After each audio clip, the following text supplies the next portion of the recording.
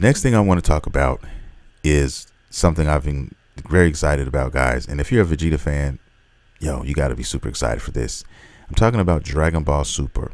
All right, manga chapter 74. Now, the chapter is technically not yet released yet. It's about to be released, and I don't know the actual date of that, but soon, okay?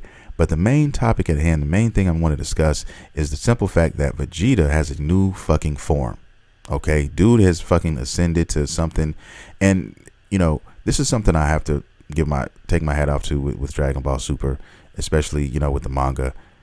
You know, where they're going with Vegeta right now. I mean, I still don't know. I'm one of those guys that hopes, and I'm always hoping for the best, you know, for Vegeta. But I always seem to get disappointed in certain aspects because they make you think that he's going to, you know, take a step that will eventually make him surpass Goku in a sense, you know, and you always get that butter pulled out on you. You always find out, no, it's just a big build up for nothing. All right, but no matter what, I still love Vegeta. He's one of the most awesome characters in the Dragon Ball universe.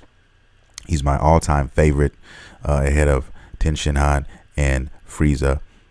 But yeah, I love him to death, man. And you know, he's done a lot of awesome things in Dragon Ball, and he's gonna do a lot of dope things moving forward. But one of those things now has to be that form, guys. It's all over the internet. I mean, it looks awesome. It looks like a Super Saiyan 3, okay, in the face. Basically, no eyebrows, the bulging forehead, and eyebrows coming out. I mean, it looks awesome. The color has not yet been there. Now, there's people who have taken the image and colored it their own self, and people made assumptions on what the color is going to be. Most people seem to think it's going to be his black hair, with purple highlights, and in the back of his head there is a little bit more hair. It's slightly different. There's not a real way I could describe it. You'd have to go and look for yourself, but it just looks awesome. He also has like an earring, you know, on his ear.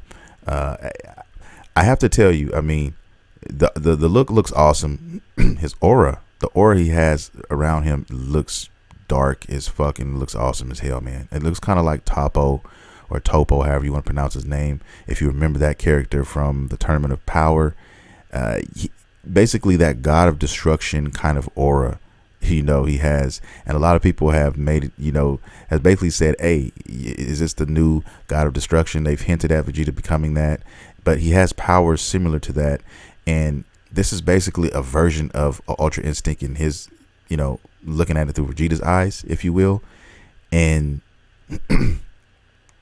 I have to hope that this is better than Goku shit. I just have to. I will always do that. Whenever Vegeta comes out with a new power or something like that, I have to, you know, hope that, yes, it's better than Goku shit. It usually ends up not being, but I don't know. Vegeta shit is just, as of late especially, though, has just been a lot better from, you know, personally.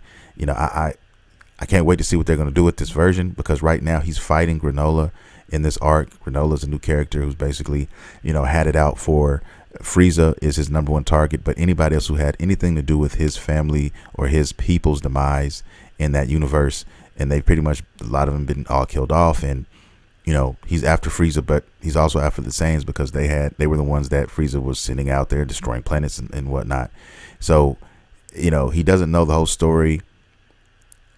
You know, he doesn't know who Goku and them are right now, I don't think, and he's basically just fighting. All right, he mopped up Goku, and now he's fighting Vegeta. And in the manga, you know, so far that we're able to see, basically the leak, if you will, he's basically punishing the fuck out of Vegeta. All right, he is handling him, you know, easily. All right, got him bloody, got him messed up, everything scuffed up, and then, you know, Vegeta's bleeding from the mouth, and then he begins to smile, and Granola's like, what the fuck, you know, you're still not dead? And Vegeta tells him in so many words, like, nah, I got something else for you, sir. And then he begins this transformation, and then you see the fucking forehead bulging out. You see the no eyebrows. You see the hair change slightly, especially in the back. And he gets a little buffer, all right? And then you see that fucking aura around his body. And, I mean, there's no words. I mean, go Google it, check it out, guys. But I'm so excited about this, and I can't wait for this chapter. I can't wait to see if he's going to be, enough to handle that or not. I can't see this arc ending right here, so I'm going to assume that he's going to take out Vegeta, and I only say that for a couple of reasons. One, the major reason is because anytime you have a new form, guys, in the Dragon Ball community, in the Dragon Ball world, you know that it's a watered down version of what it's going to be. If history tells you that, because yes, I mean, I don't know technically how long Vegeta's been working on this form, how long he's known about it, but I can tell you now, it hasn't been long enough to master it for sure. Okay, and usually when you have a new form like that, and you're saying it takes its toll on your body very quickly, so you're only limited to a certain amount of time to get off your offense before your body starts to betray you and you don't have any more ki left. And I think that's what's going to happen. I think you're going to see Vegeta go in there, and turn over the offensive side and basically, pull out the warm butter on Granola for a while, and then his power runs out, his body's completely drained, and to the point of maybe him even fainting or passing out. We've seen this happen with Goku before, and we've seen it happen with all the Saiyans for the most part before, especially when you're talking about using so much power. So I think that's what's going to happen, and then we're going to get some sort of interlude, and we're going to figure out the next step, or what's going to happen next, and how we do this next. I mean, I'm still interested to see what's going to happen with this. I mean, the last few arcs, especially in the manga, I mean, pretty much what we've seen in the manga after the Tournament of Power have been awesome. I mean, I have to really admit that. I mean, they're really doing some dope shit, and I'm really upset now because a lot of us we want to see this stuff being brought to life now in anime and on the anime scene. So I think it's going to be good. I think, yes, all this waiting is killing us slowly, but at the same time, if they're doing it right, they're going to take this manga and they're going to animate it in a way that we can smile again. No more of that Dragon Ball Super early game bullshit when you had those elementary kids in classrooms, giving them fucking cookies, paying them with cookies, telling them, hey, we're going to draw some Dragon Ball. We're going to do some Dragon Ball Super episodes. Here's some cookies and milk. Let's get to it. No more of that. Okay. So I would gladly wait another year if I knew that we were going to get that top of the line animation from this studio when it comes to Dragon Ball and the future arcs that we're going to hopefully be able to see. All right. We know there's a movie in works, but as far as the anime, still no word yet. Hopefully, like I said before, guys, they're starting to produce some things and they're stacking up, episodes and things of that nature so they can get way, way, way ahead. Well, the manga is way, way ahead now so that we can enjoy, the next couple of arcs here, and they can still do their thing with the manga, moving forward. So I can't wait. I think that's what's going to happen when it comes to Vegeta's new form. I just think that's what it's going to be. And he's going to, that's something he's going to look forward to in the future to hone. In other words, I mean, everything may happen like I just described it. And then he goes back and studies and he goes back and masters that technique. And then when they meet again, it's a whole nother ball game, and then maybe he same thing with Goku. And then you're fighting two of them or whatever. I don't know. I mean, could they actually fight again, beat Granola, and then finally Granola beat him enough to where they can make him listen and tell him, look, yeah, we're one of the last few Saiyans here, and we're not your enemy. We need to go after so and so, and even Frieza for the most part.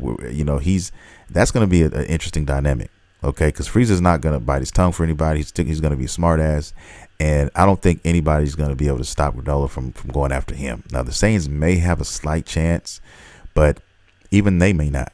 So I don't know what's going to happen with this. That's why it makes it so interesting, because all the things available to us now, there's so many different turns and twists that could happen with this story.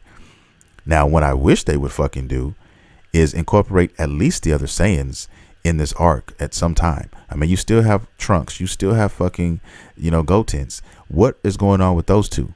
I wanted to talk about them a little bit. What's going on with those two in the universe? All right. They're still kids. They're still out there, helping Android 17, in the forest and shit. I don't know what they're doing now. I would love to know. And then we're talking about Gohan, the infamous Gohan. All right. What's going on with him? Is he still serious about fighting? Is he giving up? Like, what are these guys writing when it comes to these characters? I mean, you can't call on Gohan for extra help. I mean, imagine you got three You got 2 full-blooded Saiyans. Then you got fucking 3 additional Saiyans, with Saiyan blood that are highly, able and ready to help do battle. You know what I mean? I'm looking forward to seeing.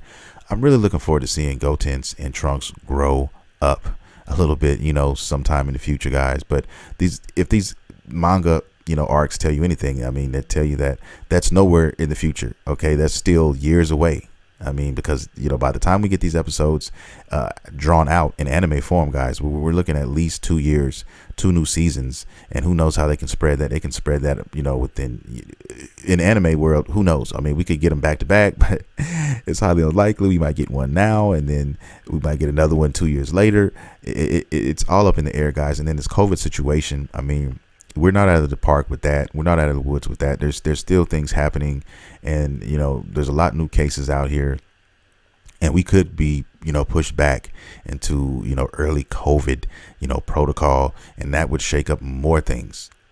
I say all that to say these are the things that make me so happy to be a Dragon Ball fan, and one of the reasons I started this podcast was because of my affinity for Dragon Ball, even though there's not a lot of Dragon Ball stuff to discuss. But you know what?